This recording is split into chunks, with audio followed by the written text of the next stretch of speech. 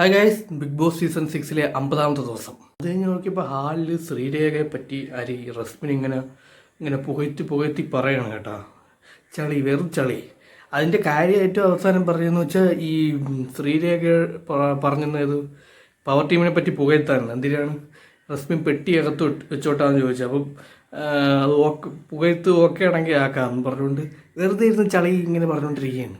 ഈ ആഴ്ചത്തെ ക്യാപ്റ്റനാണല്ലോ, അപ്പം പുതിയതായിട്ട് ക്യാപ്റ്റനായ റസ്മിൻ്റെ ഇവിടെ ക്യാപ്റ്റൻ്റെ ബാഡ്ജ് ശ്രീതു, പഴയ ക്യാപ്റ്റനായ ശ്രീതു വെച്ച് കൊടുക്കുന്നതായിരുന്നു. അപ്പം ബിഗ് ബോസ് കൺഗ്രാറ്റ്സ് പറയും. പിന്നെ രണ്ടുപേരെയും കൊണ്ട് സ്റ്റോർ റൂമിൽ പോകുമ്പോൾ അവിടെ ഇതുണ്ടായിരുന്നു, ടാങ്ക് ഉണ്ടായിരുന്നു. അപ്പോൾ ആ ടാങ്ക് ഇങ്ങനെ കൊണ്ടുവന്നിട്ട് എല്ലാവർക്കും കുടിക്കുന്ന ആ ഒരു ഗിഫ്റ്റ്, ഒരു സന്തോഷമായിട്ടുള്ളൊരു ഗിഫ്റ്റ്. ഞാൻ ഒരു മീറ്റിങ്ങിൽ ബിഗ് ബോസ് അനൗൺസ് ചെയ്തത്, അതായത് പുറത്ത് പ്രേക്ഷകരുടെ അഭിപ്രായവും എല്ലാം ബിഗ് ബോസിന് അങ്ങനെ ഒരു തോന്നലുണ്ട്. അതായത് ഇപ്പോൾ ഉള്ള നിലവിലുള്ള പവർ ടീം അവർ ഡൗൺ ആണ്, അവർ ഇൻവിസിബിളാണ്, ആക്റ്റീവല്ല, പഴയതുപോലെ ആർക്കും ശിക്ഷ കൊടുക്കുന്ന അങ്ങനത്തെ ടൈപ്പും അല്ല, ഒരു ഉറക്കം തൂങ്ങിയ ഒരു ഇത്. അപ്പം അതുകൊണ്ട് തന്നെ ഇപ്പോൾ ഉള്ള ടീമിൽ നിന്ന് രണ്ടുപേരെ എന്തായാലും മാറ്റും. അത് കഴിഞ്ഞിട്ട് വേറെ ആൾക്കാരെ എടുക്കാനാണ് ഉള്ള ഉദ്ദേശമാണ്. അപ്പം രണ്ടുപേർ പോകുമല്ലോ. അപ്പോൾ രണ്ടുപേര് ആര് പോകണമെന്നുള്ളത് നിങ്ങൾ പവർ ടീം തന്നെ തീരുമാനിച്ചെടുക്കുക എന്ന് പറഞ്ഞുകൊണ്ട് പവർ ടീം അവരവരുടെ റൂമിൽ പോയിട്ട് തീരുമാനിച്ചത്. ആദ്യം ഗബ്രിയെ സ്ട്രോങ് ആയിട്ട് ഇവിടെ നിർത്തണമെന്ന് ശരണ്യയും ഋഷി ഞാൻ ഇറങ്ങിക്കോളാം ഞാൻ പറഞ്ഞുകൊണ്ട് അതും ശ്രീരേഖ ചേച്ചി ഇവിടെ നിൽക്കട്ടെ എന്നൊക്കെ പറഞ്ഞിങ്ങനെയൊക്കെ സംസാരിച്ചിട്ട് ലാസ്റ്റ് ഗബ്രിക്ക് ഭയങ്കര കോൺഫിഡൻസോട് ഞാനും എന്തായാലും തിരിച്ചെന്തായാലും കയറുമായിരിക്കും, ഞാൻ എന്തായാലും ഇറങ്ങാം അത് പറഞ്ഞിട്ട് ലാസ്റ്റ് ഫൈനലൈസ് ചെയ്ത് തീരുമാനമെടുത്ത് അതായത് ഗബ്രിയും ഋഷിയും പുറത്തിറങ്ങാമെന്നുള്ളൊരു തീരുമാനത്തിലെത്തി. പറഞ്ഞ എല്ലാ സീസണിലെ പോലെ ഈ സീസണിൽ പ്രത്യേകത എന്ന് വെച്ചാൽ പവർ റൂം എന്നുള്ള ഒരു ആശയമാണ്. അപ്പോൾ പവർ ടീം എന്നുള്ള അതെന്ന് വെച്ചാൽ ഇങ്ങനെ ഡൗൺ ആയിട്ടിരിക്കാനുള്ളവരെല്ലാം ഈ ബിഗ് ബോസ് വീടിനെ പിടിച്ച് കുലുക്കാനുള്ള ആ ഒരു സെറ്റപ്പാണ് എന്നാണ് ബിഗ് ബോസ് തന്നെ പറയുന്നത്. സേഫ് ഗെയിം കളിക്കാൻ പാടില്ല, എല്ലാം സ്ട്രോങ് ആയിട്ട് നല്ല രീതിയിൽ പോകണം എന്നുള്ളതിൽ. അപ്പം ഇനി ആർക്കൊക്കെ താല്പര്യമുണ്ട് എന്ന് പറഞ്ഞുകൊണ്ട് അവരടുത്ത് ചോദിച്ചു. അപ്പോൾ ജിൻഡോ എണീറ്റ്, സിജോ എണീറ്റ്, മറ്റേ നമ്മളെ സായി എണീറ്റ്, നന്ദൻ എണീറ്റ്, ജാസ്മിൻ എണീറ്റ്, ഇത്രയേരം ഉണ്ടായിരുന്നു. പിന്നെ ഇത് ഇവർക്കുള്ള ഒരു ടാസ്ക് ആയിരുന്നു ഡിബേറ്റായിട്ട്.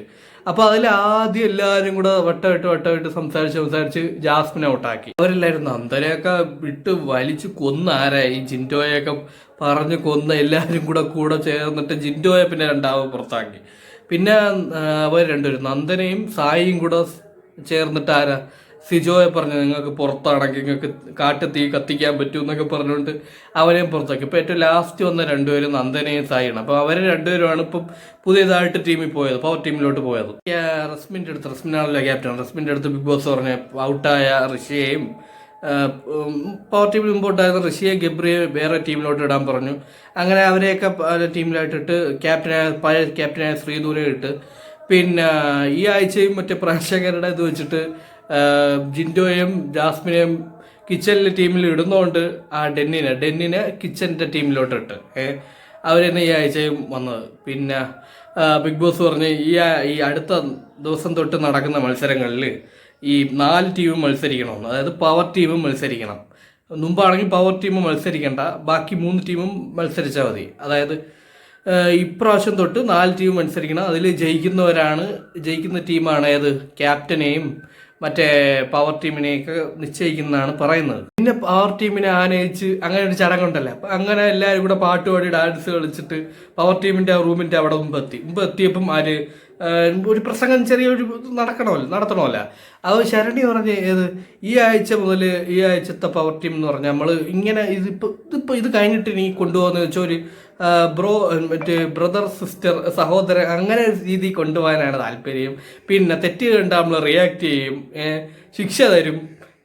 അപ്പോൾ ഈ രതീഷ് അവിടെ ആയിരുന്നുകൊണ്ട് പറഞ്ഞ് പഴയ ഒരു പ്രേക്ഷകൻ, ഒരു കണ്ടസ്റ്റൻ്റ് എന്നുള്ള രീതിയിലും ഗസ്റ്റ് എന്നുള്ള രീതിയിലും പ്രേക്ഷകൻ എന്നുള്ള രീതിയിലും ഈ പഴയ ഒരു സാധനം, പവർ ടീമിൻ്റെ പഴയ ഒരു സാധനം കണ്ട് മടുത്തു, പവർ കാണിക്കണം, പിന്നെ പുതിയ കാര്യങ്ങൾ എന്തെങ്കിലും കൊണ്ടുവരണം എന്നൊക്കെ പറഞ്ഞുകൊണ്ട് ഇങ്ങനെ പറയാണ്, പുതുമ എന്തെങ്കിലും കൊണ്ടുവരണമെന്ന് പറഞ്ഞുകൊണ്ട് ഇങ്ങനെ ഇരുന്ന് പറഞ്ഞു കൊടുക്കുകയാണ്.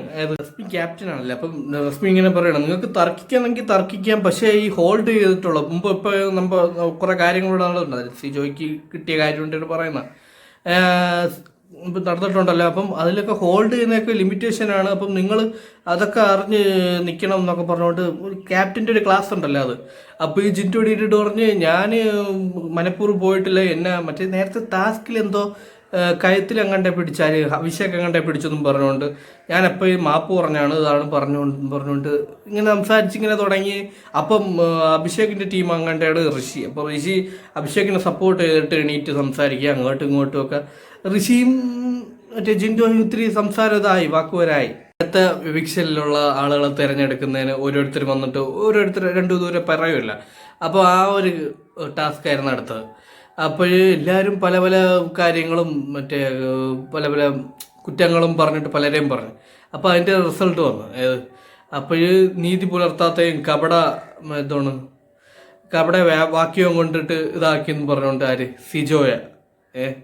രണ്ടാമത് ഇൻവിസിബിളും സജീവമല്ലാത്തതും. അതിൻ്റെ ഒരു കാരണം കൊണ്ട് 3 വോട്ടുമായിട്ട് അർജുൻ. ഒറ്റപ്പെടൽ സ്ട്രാറ്റജി ആയിട്ട് നോറ. നിയന്ത്രണം ഇല്ലായ്മ അനാവശ്യമായിട്ട് മറ്റുള്ളവരെ സംരക്ഷിക്കുകയും ചെയ്തത്. അതായത് ഈ അഭിഷേകിനൊക്കെ അതാണ് ഉദ്ദേശിക്കുന്നത്, അഭിഷേകിനെ സപ്പോർട്ട് ചെയ്തത്. അപ്പോൾ അതിൻ്റെ ഒരു കാരണം കൊണ്ട് ആര് ഋഷിയും പറഞ്ഞു. ബുദ്ധിയും അനാവശ്യമായിട്ടുള്ള സേഫ് ഗെയിം അതിൻ്റെ എല്ലാത്തിനും കാരണം 5 വോട്ട് കിട്ടി. ആരൊക്കെയാണ് നമ്മൾ 7 വോട്ടായിരുന്നു. കാരണം നിലപാടില്ലായ്മയും നിലവാരമില്ലായ്മയും താല്പര്യമില്ലാത്തതുകൊണ്ടും ആത്മവിശ്വാസം ഇല്ലാത്തതുകൊണ്ടും അൻസുബയ്ക്ക് 7 വോട്ട് കിട്ടി. ടീമിൻ്റെ നേരിട്ടുള്ള വോട്ട് ജാസ്മിനും ഉണ്ട്. പിന്നെ നേരത്തുള്ള ഒരു ശിക്ഷ ഉണ്ടായിരുന്നല്ലോ, ലാലേട്ടൻ വന്നിട്ട് മറ്റേ മഞ്ഞ കാർഡ് കൊടുത്തിട്ട്, അതുകൊണ്ട് അഭിഷേകിനും ഉണ്ട്. പിന്നെ എവിക്ഷനിൽ വന്നവർ സിജോ, നോറ, അർജുന്, ജിൻഡോ, ജാസ്മിന്, ഗബ്രി, പിന്നെ നമ്മളെ അഭിഷേക്, ഋഷിയൊക്കെയാണ് വന്നത്. ടാസ്ക് എന്ന് വെച്ചാൽ ഒരു റൗണ്ടായിട്ട് വരച്ചിട്ട് അതിൻ്റെ അകത്ത് കണ്ണ് കെട്ടി റെസ്മിൻ്റെ അടുത്താണ് പറഞ്ഞത്, കണ്ണ് കെട്ടിയിട്ട് എല്ലാവരും ഇങ്ങനെ ഓട്ടിക്കും. ബാക്കിയുള്ളവർ അവിടെ ഉള്ളവർ മറ്റേ കാലിൽ മറ്റേ കിലിങ് എന്ന ചിലങ്ക പോലത്തെ ഒരു സംഭവം കെട്ടിയിട്ട് അവർ ഇങ്ങനെ നിൽക്കും. അപ്പം പുറത്ത് പോകുന്നവർ ഔട്ടാവും. അപ്പം ഇങ്ങനെ ഇട്ട് എന്തോ ഒരു സാധനം ബലൂൺ പോലെ എടുത്തൊരു സാധനം ഇട്ട് അടിക്കും. അപ്പം ആ ഒരു സാധനം പുറത്ത് കൊണ്ടാൽ അവർ ഔട്ടാവും. ഔട്ടാവില്ല, അവർ പുറത്ത് കൊണ്ടാൽ അവരടുത്ത് കെട്ടിയിട്ട് അവരിങ്ങനെ അടിക്കണം. ഈ ലൈനിൽ പുറത്തായ ഔട്ടാവും. അപ്പം അങ്ങനെ അടുത്തൊരു ഗെയിമായിരുന്നു അടുത്തത്. അപ്പോൾ ആദ്യം തന്നെ ജാസ്മിൻ എങ്ങനെ ഔട്ടായി, ലൈനിൻ്റെ പുറത്ത് പോയിട്ട് ജാസ്മിൻ അങ്ങനെ ഔട്ടായി. കളിച്ച് ഏറ്റവും ലാസ്റ്റ് ശ്രീതു കണ്ണ് കെട്ടിയ സമയത്ത് 2 പേരും ഉണ്ടായിരുന്നുള്ളൂ, അർജുനും നമ്മൾ അപ്സരയും. അങ്ങനെ അർജുൻ പുറത്തു പോയിട്ട് അപ്സര അകത്തായ അപ്സരയാണ്. പിന്നെ ഈ ഒരു ടാസ്കിൽ അപ്സരയാണ് ജയിച്ചത്. റൂമിൽ ഇരുന്നുകൊണ്ട് ജാസ്മിൻ്റെ അടുത്ത് ഗബ്രി ഇങ്ങനെ ദേഷ്യപ്പെട്ട് പറയണം, അതായത് ശ്രീതു നിങ്ങൾ ആ ടീമിലുണ്ടായിരുന്നെങ്കിൽ നിങ്ങൾക്ക് എന്തായാലും നല്ലതായിരുന്നേനെ എന്നൊക്കെ പറഞ്ഞുകൊണ്ടിരുന്ന് പറയണേ.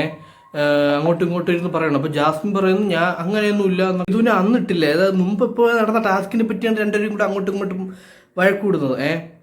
അപ്പം മുമ്പിട്ടില്ല, അപ്പോൾ പിന്നെ ഇപ്പം മറ്റേ റസ്മിൻ ക്യാപ്റ്റൻ ആയപ്പം എടുത്തിട്ട് അത് അങ്ങനെ. അപ്പം ജാസ്മിൻ ഇങ്ങനെ പറയണം, അപ്പോൾ ഇപ്പം ഞാൻ മാറിയിടാറാതല്ലേ വന്നതെന്ന് പറഞ്ഞു. വെറുതെ കാര്യമില്ലാത്ത കാര്യത്തിന് അങ്ങോട്ടും ഇങ്ങോട്ടും വഴക്കൂടുകയാണ്. അപ്പം ഈ വഴക്കൂടി ശ്രീതു വന്ന് സംസാരിച്ചപ്പോൾ എന്തോ ഓക്കെ ആയിട്ടുള്ള എന്തോ കാര്യമാണ്. അപ്പം ആ ഒരു കാര്യമൊക്കെ ആയിട്ട് ഇവള് പിണങ്ങിപ്പോയി. ഈ ഗബ്രി ബുദ്ധിപരമായിട്ട് കാണിക്കുന്നുണ്ട്. ഗബ്രിക്ക് തിരിച്ച് പോയിട്ട് അവിടെ പോയിട്ട് കൂടെ നിന്നിട്ട് കെട്ടിപ്പിടിച്ച് മറ്റേ ഇതൊക്കെ ഉണ്ടല്ലോ, അതൊക്കെ കാണിക്കാനായിട്ട് ഗബ്രിക്ക് പിറകെ പോകാനാണ് ഇതെല്ലാം കാണിക്കുന്നത്. അപ്പം ഇതെല്ലാം കണ്ട് വെളിയിൽ ജിൻഡോ എന്തോ മൂപ്പിച്ചിട്ടാണ് ഈ ഗബ്രിയും ജാസ്മിനും ഇങ്ങനെ ഇരുന്ന് സംസാരിക്കുന്നത്. അപ്പം ഈ ജിൻഡോയും രതീഷും കൂടെ വെളിയിരുന്ന് സംസാരിച്ചിരിക്കുകയാണ്. അപ്പോൾ ഇവർ കാണുന്നുണ്ട് പിണങ്ങിപ്പോയി കിടക്കുന്നതൊക്കെ. അപ്പം രതീഷ് പറയുന്നുണ്ട് ഭയങ്കര അഹങ്കാരമാണ്, ഇവക്കത് വേണം എന്നൊക്കെ പറഞ്ഞുകൊണ്ട് രതീഷും ഇങ്ങനെ പറയണം. ഇതൊക്കെയാണ് 51ാമത്തെ ദിവസത്തെ കാഴ്ചകൾ. ഓക്കെ.